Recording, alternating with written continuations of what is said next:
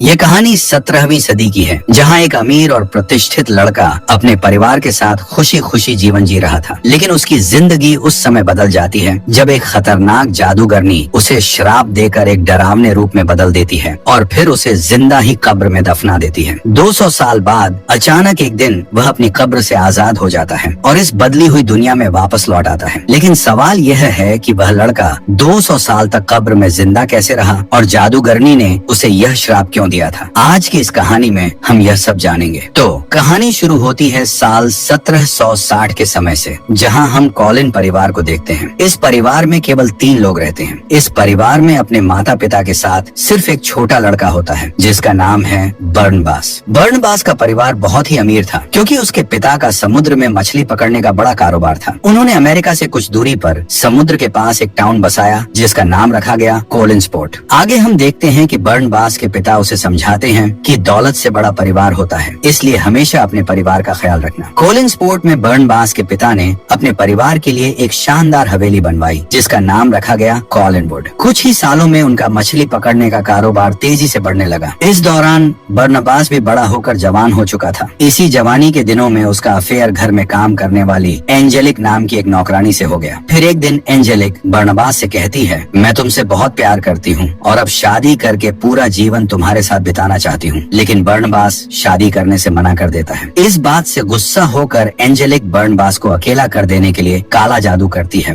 और उसके माता पिता के ऊपर हवेली की एक मूर्ति गिराकर उनकी जान ले लेती है। बर्नबास को एहसास होता है कि यह कोई हादसा नहीं था बल्कि काला जादू था, इसलिए वह खुद काले जादू की किताबें पढ़ने लगता है। कुछ दिन इसी तरह बीत जाते हैं और इसी दौरान बर्नबास को अपना सच्चा प्यार मिल जाता है जिसका नाम होता है जोसेट। लेकिन बर्नबास और जोसेट का प्यार देखकर एंजेलिक यह बात सहन नहीं कर पाती। वह फिर से काले जादू का सहारा लेती है और जोसेट को अपने वश में कर लेती है। इसके बाद हम जोसेट को देखते हैं जो एंजेलिक के वश में आकर एक ऊंची चट्टान पर चली जाती है। बर्नबास के वहां पहुंचने से पहले ही वह चट्टान से कूदकर अपनी जान दे देती है। अपने प्यार को इस तरह अपने सामने मरता हुआ देखकर बर्नबास भी उसी चट्टान से नीचे कूद जाता है। लेकिन इतनी ऊंचाई से गिरने के बाद भी बर्नबास नहीं मरता क्योंकि एंजेलिक ने उसे श्राप देकर एक वैम्पायर यानी पिशाच बना दिया था ताकि वह हमेशा अपने दुख के साथ जिंदा रहे। अब एंजेलिक को यकीन हो गया था कि बर्नबास को हराने का कोई और तरीका नहीं है, इसलिए वह गांव वालों को भड़काकर बर्नबास को पकड़वाती है। गांव वाले उसे एक ताबूत में बंद कर देते हैं और जमीन में दफना देते हैं और इसी तरह 200 साल बीत जाते हैं। इसके बाद हम 1972 का समय देखते हैं जहां विक्टोरिया नाम की एक लड़की ट्रेन से कोलिन्सपोर्ट आ रही होती है। फिर वह एक गाड़ी से लिफ्ट लेकर कॉलिनवुड हवेली पहुंचती है। वहां पहुंचने के बाद बिल्ली नाम का एक नौकर उसके लिए दरवाजा खोलता है। अब यहाँ विक्टोरिया को घर की दीवार पर बर्नबास की एक तस्वीर दिखाई देती है। इसे देखकर वह बिल्ली से पूछती है, ये कौन है? तभी वहाँ एलिजाबेथ आती है और विक्टोरिया को बताती है कि यह बर्नबास की तस्वीर है जो कॉलिन परिवार का एक महान और नेक सदस्य था। यहाँ हमें पता चलता है कि एलिजाबेथ भी कॉलिन परिवार से हैं। उन्होंने अखबार में यह इश्तिहार दिया था कि उन्हें एक ट्यूटर की जरूरत है जो डेविड का ख्याल रख सके। एलिजाबेथ विक्टोरिया को बताती है कि इस बड़ी हवेली में अब बस कुछ ही लोग रहते हैं। एलिजाबेथ कहती है, यहाँ मैं,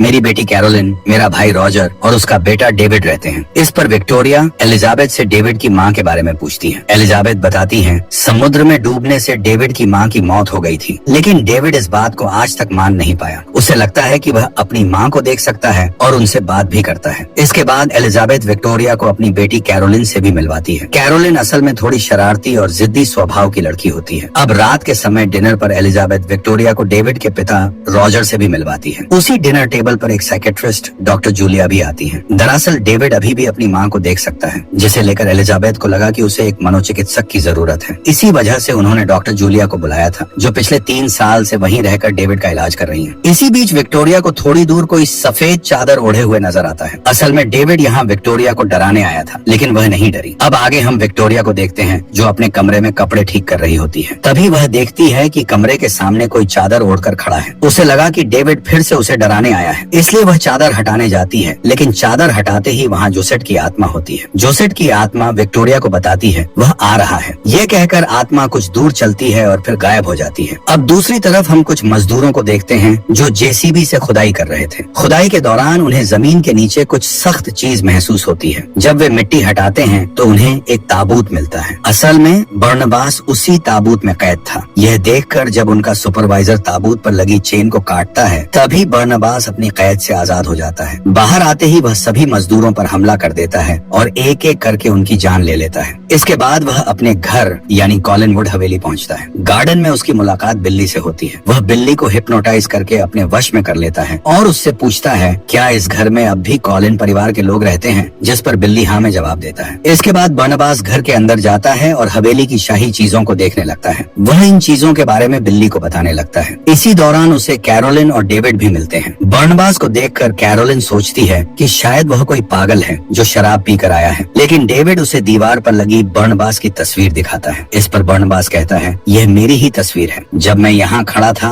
तब एक महान कलाकार ने इसे बनाया था। इतने में एलिजाबेथ वहाँ आती है और बच्चों को बर्नबास से दूर रहने को कहती है। डेविड कहता है यह खुद को हमारा रिश्तेदार बता रहा है, लेकिन एलिजाबेथ उसे एक धोखेबाज समझती है। वह बर्नबास को एक दूसरे कमरे में ले जाकर कहती है अगर यह कोई मजाक है तो इसे यहीं खत्म करो। बर्नबास खुद को साबित करने के लिए एक गुप्त दरवाजा खोलता है और एलिजाबेथ को वहाँ से होते हुए एक खुफिया तहखाने में ले जाता है। इस तहखाने के बारे में एलिजाबेथ को अब तक कुछ भी नहीं पता था, जहाँ बहुत सारे हीरे और जवाहरात रखे हुए थे। यह सब देखकर एलिजाबेथ एकदम से हैरान हो जाती है और उसे यकीन हो जाता है कि बर्नबास कोई और नहीं बल्कि कॉलिन परिवार का बेटा है। अब बर्नबास एलिजाबेथ से कहता है कि वह वैम्पायर है और उसे यह भी बताता है कि मैं इस परिवार के किसी भी सदस्य को नुकसान नहीं पहुंचाऊंगा। इसके बाद हम पूरे परिवार को डिनर टेबल पर देखते हैं, जहां एलिजाबेथ सबको बताती है कि ये हमारे दूर के रिश्तेदार हैं। इसी दौरान डॉक्टर जूलिया वहां आ जाती हैं, तो एलिजाबेथ बर्नबास से उसकी पहचान करवाती है। इसके बाद बर्नबास अपने मछली पकड़ने के कारोबार के बारे में पूछता है, तो एलिजाबेथ बताती हैं हमारा कारोबार तो लगभग बर्बाद हो चुका है, क्योंकि एंजेलिक नाम की एक औरत ने मछुआरों से डील करके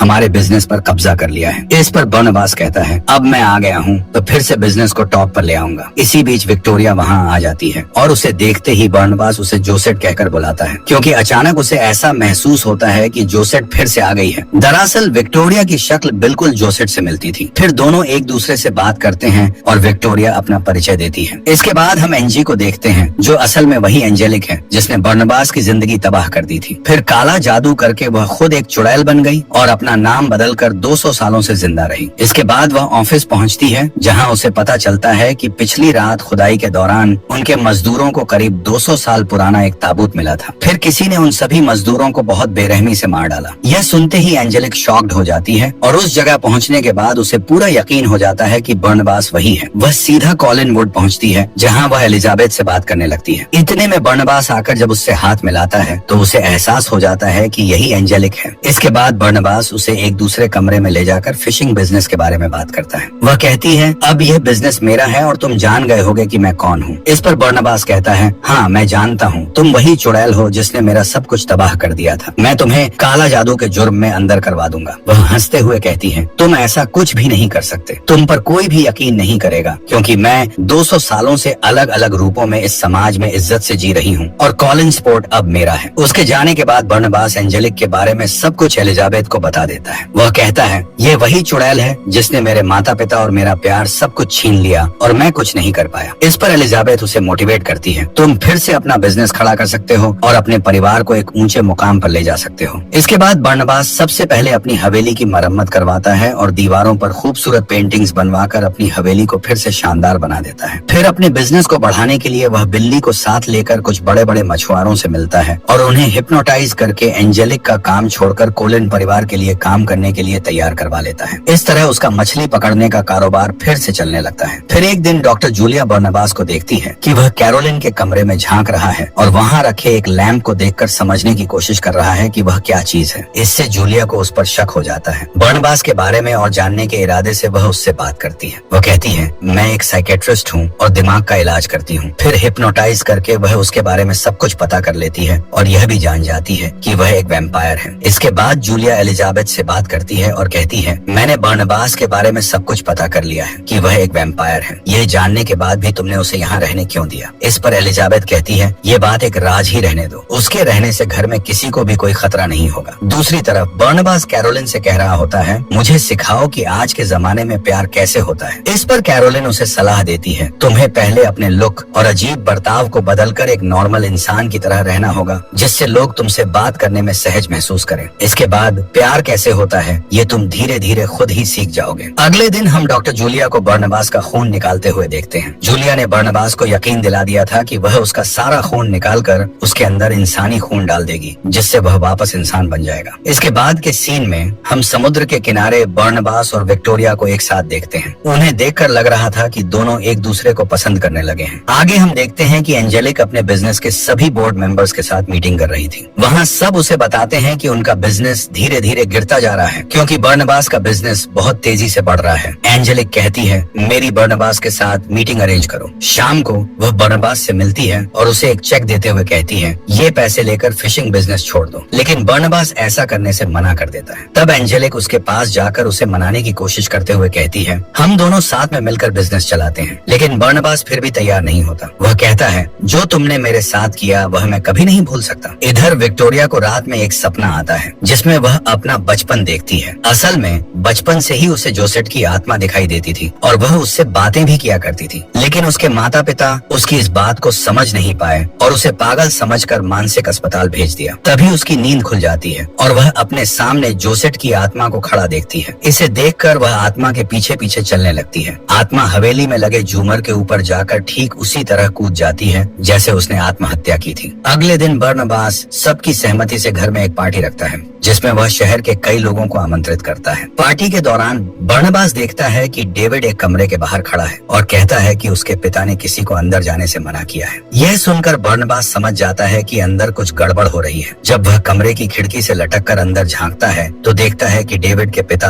रॉजर वहाँ एक लड़की के साथ है, जिसके साथ उसका अफेयर चल रहा है। बर्नबास ये सब देखकर समझ जाता है कि रॉजर परिवार के प्रति वफादार नहीं है। दूसरी तरफ विक्टोरिया बाहर खड़ी होती है। बर्नबास वहाँ जाकर उसे अंदर आने के लिए कहता है। तभी विक्टोरिया उसे अपने बचपन के बारे में बताने लगती है। वह कहती है, मुझे बचपन से एक लड़की की आत्मा दिखाई देती थी, लेकिन मेरे माता पिता इसे समझ नहीं पाए। इस वजह से मेरा बचपन बहुत तकलीफ भरा था। पर एक दिन उस आत्मा ने मुझे कॉलिनवुड आने का रास्ता दिखाया और जब मैं यहाँ आई और तुमसे मिली तो मुझे ऐसा लगा जैसे मैं तुम्हें सदियों से जानती हूँ। शायद ये मेरी किस्मत थी कि मैं तुमसे मिली। अब तुम मुझे अपने लगने लगे हो। इसके बाद दोनों एक दूसरे को किस करने लगते हैं। लेकिन यह सब एंजेलिक देख लेती है, जो बिना निमंत्रण के ही पार्टी में आ गई थी। इसके बाद बर्नबास डॉक्टर जूलिया के पास जाता है, जहाँ वह अपने शरीर में बर्नबास का खून चढ़ा रही थी। यह देखकर बर्नबास समझ जाता है कि डॉक्टर जूलिया उसे इंसान बनाने के बजाय उसका खून निकालकर खुद को अमर बनाना चाहती है। इस धोखे से गुस्सा होकर वह जूलिया को जान से मार देता है और फिर बिल्ली को साथ लेकर जूलिया की लाश को समुद्र में फेंक देता है। इसके बाद हम रॉजर को देखते हैं, जो हवेली का खुफिया दरवाजा ढूंढने की कोशिश कर रहा था। इतने में वहाँ बर्नबास पहुँच जाता है। दरअसल रॉजर की हरकतें बर्नबास पहले ही समझ चुका था कि उसने सिर्फ पैसों के लिए डेविड की माँ से शादी की थी। इस बात से नाराज होकर बर्नबास रॉजर को दो विकल्प देता है। पहला यह कि वह कॉलिनवुड में रहकर डेविड के लिए एक अच्छे पिता की तरह उसकी देखभाल करे। दूसरा विकल्प यह कि खजाने से बहुत सारे पैसे लेकर अपनी खुदगर्ज जिंदगी बिताने के लिए हमेशा के लिए यहाँ से चला जाए। रॉजर पैसे को चुनता है और अपने बेटे डेविड को छोड़कर हमेशा के लिए वहाँ से चला जाता है। अब अपने पिता को हमेशा के लिए जाते हुए देखकर डेविड बहुत दुखी हो जाता है और भागते हुए अपने कमरे की तरफ जाने लगता है। तभी सीढ़ियों में पैर लगने की वजह से एक भारी चीज उसके ऊपर गिरने लगती है। यह देखते ही बर्नबास एक पल में जाकर उसे बचा लेता है। यह देखकर सभी लोग हैरान और डर जाते हैं, क्योंकि ऐसा कोई साधारण इंसान नहीं कर सकता। तभी बर्नबास पर धूप पड़ने की वजह से उसकी त्वचा में आग लग जाती है, लेकिन बिल्ली तुरंत उस पर पानी डालकर उसे बचा लेता है। इस घटना के बाद सभी को पता चल जाता है कि बर्नबास एक वैम्पायर है। यह देखकर वहाँ मौजूद सभी लोग डरकर चले जाते हैं। विक्टोरिया भी अब समझ जाती है कि बर्नबास कोई साधारण इंसान नहीं है, इसलिए वह भी उससे दूर हो जाती है। इसके बाद बर्नबास एंजेलिक के पास जाकर उससे अपने श्राप से मुक्ति दिलाने की बात करता है, लेकिन एंजेलिक इसे साफ तौर पर मना कर देती है। वह बर्नबास को दो विकल्प देती है, या तो वह उसके साथ मिलकर बिजनेस करे और एक प्रेमी की तरह उसके साथ रहे, या फिर वह उसे दोबारा ताबूत में कैद कर देगी। बर्नबास यह सुनकर उसका प्रस्ताव ठुकरा देता है। इसके बाद एंजेलिक बातों बातों में उसे उकसाकर डॉक्टर जूलिया के बारे में पूछती है, क्योंकि उसे शक था कि बर्नबास ने डॉक्टर जूलिया का मर्डर किया है। गुस्से में आकर बर्नबास स्वीकार कर लेता है कि उसने ही डॉक्टर जूलिया को मारा था। जैसे ही बर्नबास वहाँ से निकलता है, एंजेलिक अपने जादू के जरिए उसे फिर से ताबूत में कैद कर देती है और उसके पूरे शरीर को जंजीरों से बांध देती है। इसके बाद वह अपने आदमियों के साथ बर्नबास को ले जाते हुए उसकी फिशिंग फैक्ट्री को आग लगवा देती है। आखिर में एंजेलिक बर्नबास को ताबूत सहित एक घने जंगल के पुराने टूटे फूटे घर में ले जाकर रखवा देती है और वहाँ से चली जाती है। अब उनके जाते ही डेविड वहाँ आ जाता है, जिसे उसकी माँ की आत्मा ने भेजा था। डेविड ताबूत खोलकर बर्नबास को आजाद कर देता है। वहीं दूसरी तरफ फिशिंग फैक्ट्री में आग लगने की वजह से पुलिस और बहुत सारे लोग वहाँ जमा हो गए थे। इसी बीच एंजेलिक पुलिस के पास जाकर माइक के जरिए सभी लोगों को बताती है कि उसने बर्नबास की वह बात सुनी थी जिसमें उसने डॉक्टर जूलिया के मर्डर की बात कबूल की थी। वह पुलिस को यह भी बताती है कि बर्नबास एक कातिल है और उसके घर वाले भी गुनहगार हैं क्योंकि उन्होंने यह सब छुपाने की कोशिश की। इसके बाद एंजेलिक पुलिस को लेकर कॉलिनवुड पहुंच जाती है। वहाँ बर्नबास सामने आकर सबके सामने एंजेलिक के गले पर हमला कर देता है और उसे काटता है, लेकिन एंजेलिक को कुछ भी नहीं होता। वह अपनी ताकत का इस्तेमाल करके बर्नबास को दूर फेंक देती है। यह देखकर सभी लोग डर जाते हैं और समझ जाते हैं कि यह दोनों वैम्पायर हैं। इस स्थिति को देखकर पुलिस भी सतर्क हो जाती है और सभी टाउन के लोगों को वहाँ से तुरंत जाने का आदेश देती है। इसके बाद बर्नबास और एंजेलिक के बीच एक खतरनाक लड़ाई शुरू हो जाती है। इतने में एलिजाबेथ एक बंदूक लेकर एंजेलिक पर फायर करती है, लेकिन उसे कुछ नहीं होता। वह दोबारा से खड़ी हो जाती है और अपनी जादुई शक्ति का इस्तेमाल करके हवेली की चीजों को जीवित कर देती है। वह एक सांप को एलिजाबेथ पर अटैक करने के लिए भेजती है और हवेली में चारों तरफ आग लगा देती है। फिर एक पुतले की मदद से बर्नबास को जकड़ लेती है। इसी दौरान हमें पता चलता है कि एंजेलिक ने